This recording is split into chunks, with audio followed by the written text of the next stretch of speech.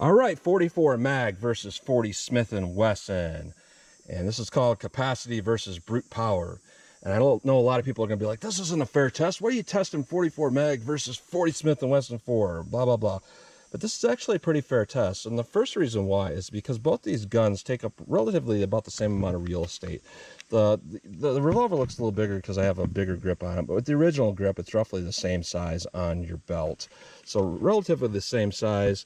And also, this fully loaded weighs about 39 ounces. This fully loaded weighs about 40 ounces. So relatively the same weight as well. So when we take into consideration that, when you're talking about carrying them, it's going to be about the same convenience or inconvenience to carry these two guns. You know, a 5-inch barrel full size 40 versus a 4 1/4 inch 44 Magnum. So in a sense, that's fair because you're going to be carrying something between the two of them that feel about the same. And the other reason is this is a 40+P. This is more in line with some of the lower end 10mm rounds. And also this is a lower powered anti-personnel 44 Magnum. And both are 180 grain. I don't know what kind of bullet this is. I think it's something like what Federal uses. 180 grain jacket on hollow point versus 180 grain medium cast soft point hollow point. That's on my wad cutter hollow point. Pretty good big hollow cavity there.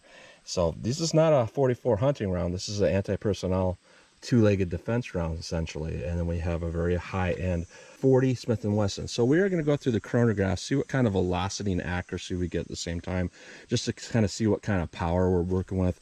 And then I got my clear ballistics here, and I always like to do my clear ballistic test with medium density fiberboard.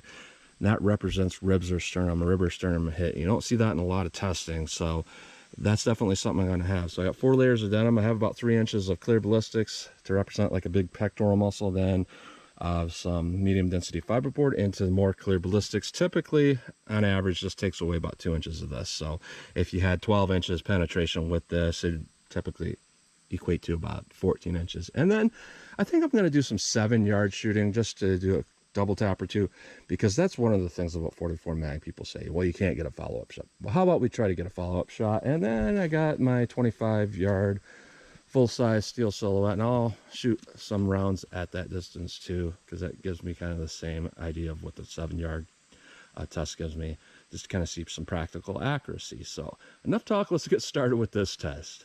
All right, I'm about 4 yards from the chronograph, 5 yards from the target. First up, we have the 40 Smith & Wesson. This is rated on Buffalo Boar's website at 1119 feet per second from a 5-inch custom 1911. So out of my 5-inch M&P, we'll see how close we get to 1119 feet per second. 1112. 1102. 1099, 1089, 1099. So very consistent, just a little bit below rated velocities, but still very impressive. Let's see how that 44 mag compares. All right, 44 mag, soft or medium cast. This is rated at 1389 feet per second from a 4-inch Smith & Wesson. Got my 4 1/4 inch model 69. So let's see how close we get to 1389 feet per second. I'm going to fire my first shot single action just to kind of get an idea of what kind of recoil we're working with so I don't overcompensate my hold. So let's see how close we get to 1389. 1442. And that hit so hard the mud back behind it. The target stopped, hit me.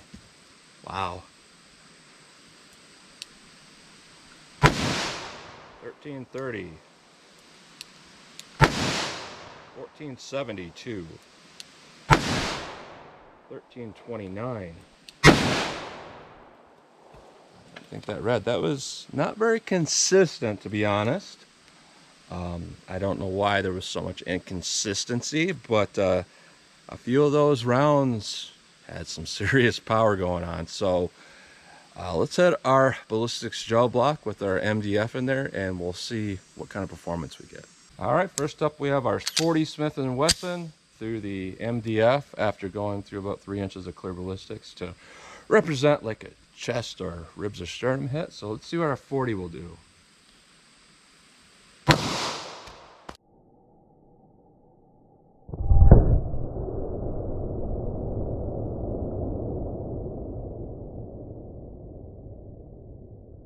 So when we look at an impact like that, that definitely means that in that first little bit, it's starting to expand actually before it hits this. So if it hit a big pectoral muscle, it's going to be already expanding before it hits ribs or sternum, which is pretty devastating and generally means we're not going to get over penetration.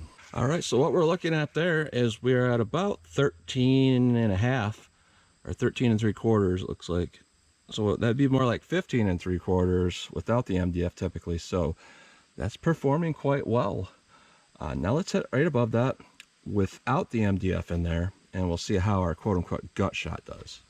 So clear ballistics pretty much mimics average tissue. So without the MDF, we're looking at like a gut shot. So I'm gonna go through 4 layers of denim again and into our quote-unquote gut shot.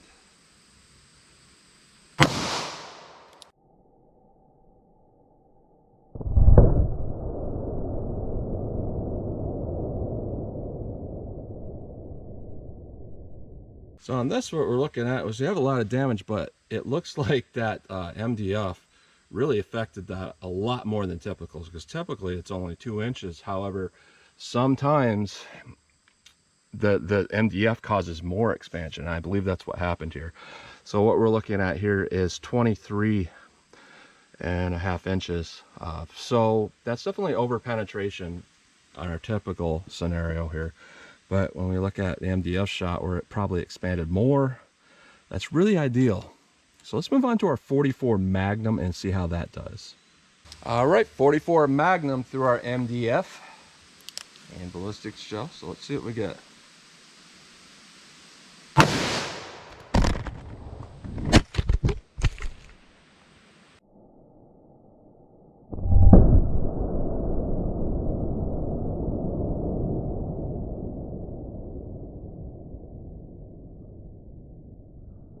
So yeah, that definitely moved everything. It moved this whole chunk of ballistics gel with enough force to knock over the camera, knock it right off everything. The ballistics gel is moved off of that, and I have some Gorilla Tape up there to really provide a lot of grip, and it's not wet. So that's taken a lot of force to do that. And here's where it impacted. Bigger hole than the 40, but you know, percentage wise, it's roughly the same. But I mean, we've completely cracked this stuff right here. A lot of power. All right, so what we're looking at here is typically what a lot of people like to call a surgeon's nightmare. This thing is just massive and it's chewed up bad. Our penetration is only at about 9 inches, which would typically be about 11 inches without the MDF. That is nasty. Definitely would get the job done. Absolutely. So let's head above here. I expect a lot less fragmentation on our gut shot. So let's hit up here and see how it does. All right, I'll hit up above that without our MDF and we'll see how this does.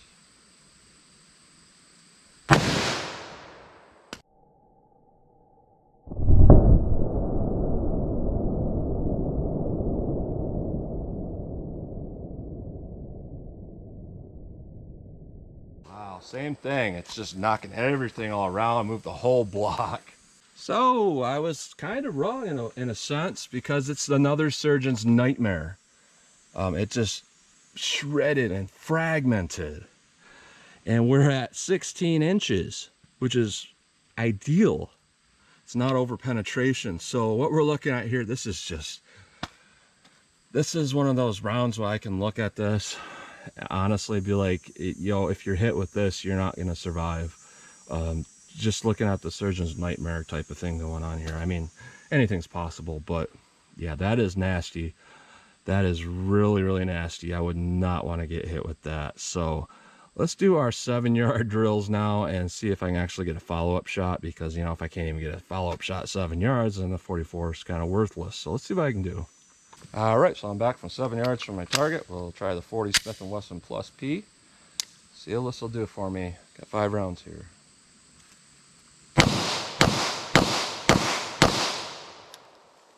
So firing pretty quickly, not too hard.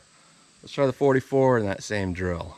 All right, 44 mag, medium cast. So the goal here is not to just fire as fast as I can pull the trigger, but fire as fast as I can and still think I can hit the target. So let's see how I can do.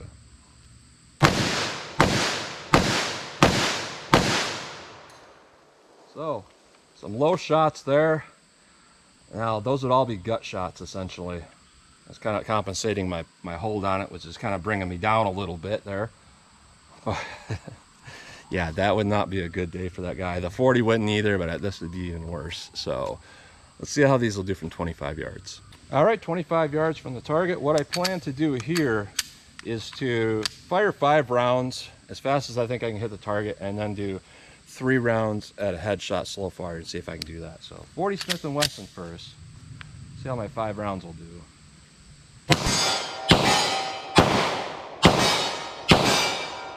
All right. Try to make some headshots slowly.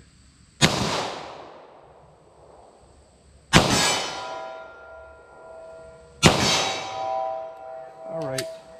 Not particularly good, but okay, I suppose. Let's try the 44.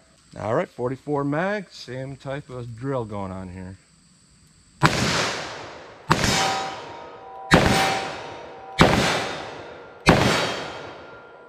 And if you wondered, yeah, case extraction is pretty hard to do. It doesn't fully do it without pulling them out. So I missed one again, like I did with the 40. Got 3 rounds here. Let me make a headshot.